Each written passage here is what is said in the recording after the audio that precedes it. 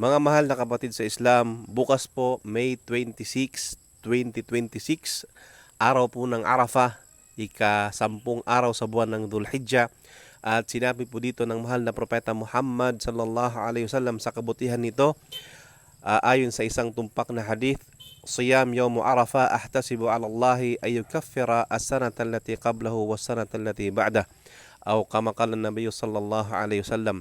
Sinabi po niya ng mahal na propeta Muhammad, ang pag-aayuno sa araw ng Arafah ay inaasahan ko dito o hinahangad ko dito na patawarin ni Allah subhanahu wa ta'ala o patawarin ni Allah subhanahu wa ta'ala ang mga unang 1 taon na kasalanan ko at ang parating na kasalanan.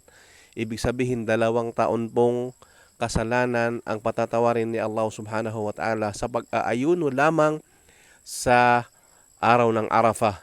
Kaya wag po nating sayangin ito, mga mahal na kapatid sa Islam. Sa atin pong mga mahal sa buhay, ipaalala po natin sa kanila bukas at wag po natin itong palalagpasin, itong oportunidad na ito, itong napakagandang oportunidad na ito na ibinigay sa atin ni Allah subhanahu wa ta'ala, ang pag-aayuno sa araw ng Arafah. Kaya ipaalala po natin sa ating mga kapatiran na bukas, May 26, 2026, araw po ng Arafah, mag-ayuno po tayo mga kapatid sa pananampalatayang Islam. Assalamualaikum warahmatullah.